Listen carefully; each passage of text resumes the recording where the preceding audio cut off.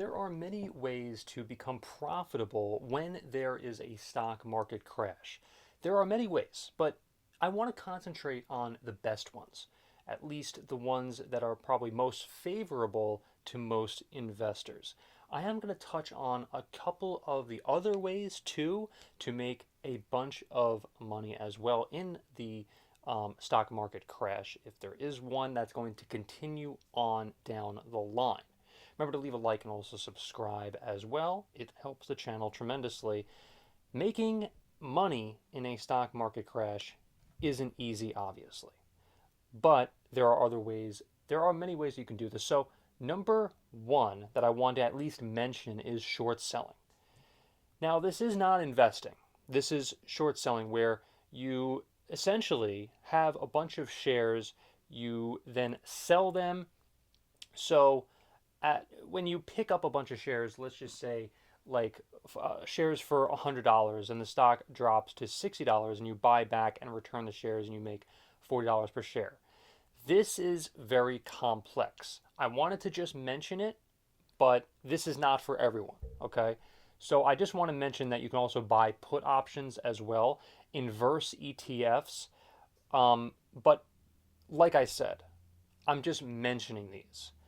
For you, though, okay, for the average investor, keyword investor, because a lot of the stuff that I just mentioned is involved in trading. Trading and investing are two completely different things, they're completely different animals. So, buying the dip, we all heard what this is, but I want to really get into what exactly it means. We all know buy low, sell high, but that's not going to explain the entire thing to the average investor. The average investor is not going to know what the hell that means. I mean, they do, but don't get me wrong, they don't understand where the low point is and what the potential high point is. The high point, many times, could be something where Morningstar says, okay, this is, the price target of a potential place to potentially sell the shares many times. But it really just depends on what the stock is. It also depends on whether or not, I'm not saying, by the way, that it's not going to continue to rise further than that down the line, but that could potentially be a sell point. Okay?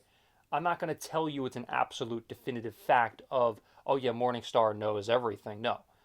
I'm saying that like potential companies put out, like speculative price targets, and that could potentially be a price point depending on what type of investor you are. That's all.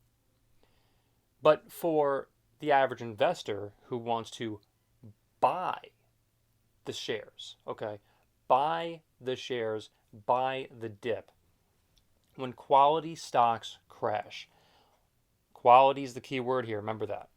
Long-term investors come in and buy these shares at a discount.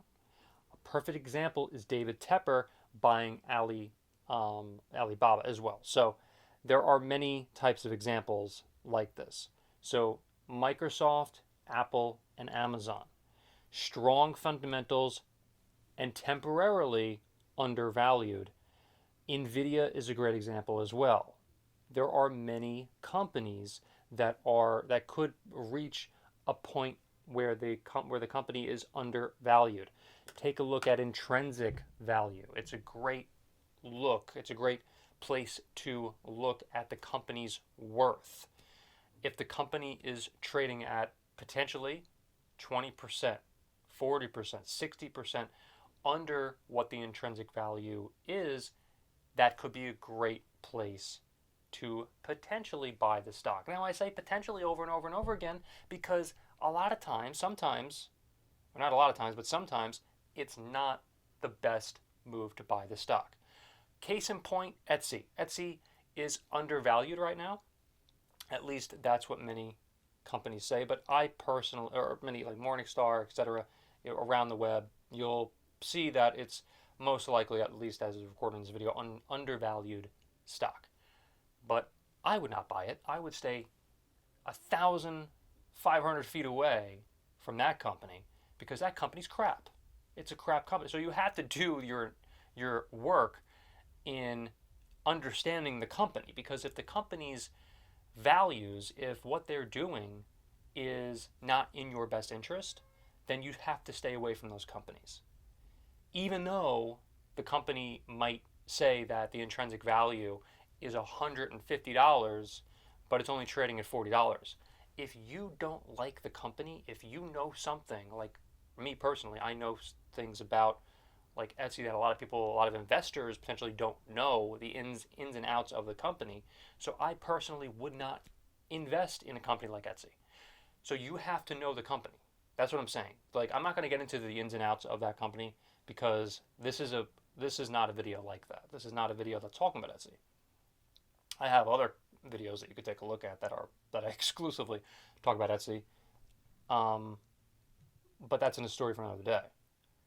So finding the best companies that are trading at very low evaluations, then that is the best way, in my opinion, to what do you call it? To get rich essentially from a stock market crash.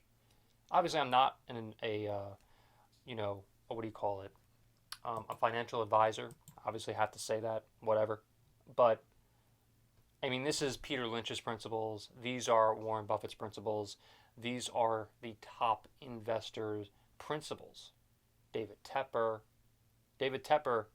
this is his strategy. This guy is a multi-billionaire 20,000 times over. All right. And he might actually die a trillionaire. This is what he has done. This is why a guy like him has made so much money. Now, I'm not saying that the only thing to look at a company is intrinsic value. I'm not saying that it's the only thing. I'm not saying that because we mentioned Etsy and we have to take a look at the numbers. Go into the numbers, go into the data, look at the earnings per share, taking a look at the what do you call it? The moving averages. I mean, that's not going to tell you the whole story, but there's a lot of other things that you need to keep in mind. Who are the heads of the company? Are they competent? Look at the numbers, look at the income, the expected income, even though that might be slightly, tainted for those sorts of numbers. But regardless, you have to take a look at everything when you're trying to invest in a company. I'm simply making a video that's explaining just the bare minimum as to what you should look for when you're investing in a company potentially to get rich, is that intrinsic value. And not only that, but taking a look at the company and their earnings as well. Look at the balance sheets. You have to take a look at everything. All right. This isn't a planned video. I'm not going to do a step-by-step, at least not in this one, but I probably will going forward because it is important that we do that. But I'm just pretty much giving you the basics of what to look for. Are they a growing company? Is this a company that you have a plan with 5-10 years down the road? All right.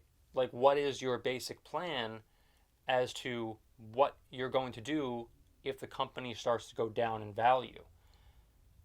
Are you going to sell the company if you are losing money in this? Are you going to hedge your portfolio? Are you going to stay calm and, even if the company goes down 50%, are you going to keep the company? Or are you going to go crazy and panic and then just sell it? If you're going to go crazy and panic and sell it, then investing is not for you and you shouldn't be watching this video. There are other ways to make money. Take a look at my Shopify videos if you are someone who panics and sells if a company is trading at lower than you paid for it and you panic and go crazy. Investing isn't for everyone. If there is a crash and the company continues to go down, like a Nike or any sort of company, doesn't matter what it is, then you need to be aware of all that. So I talked for a long time in this video, and I was trying to get as much um, out of this one as possible, just kind of off the cuff. And so if you like a video like this one, I can definitely do more planning and everything like that and really go through everything, like for an hour. I can do that if you want, but I'm only going to do that if this video gets like 1,000 views, to be honest. Otherwise, it's not really worth it for me to do that. So remember to leave a like and also subscribe. Thank you.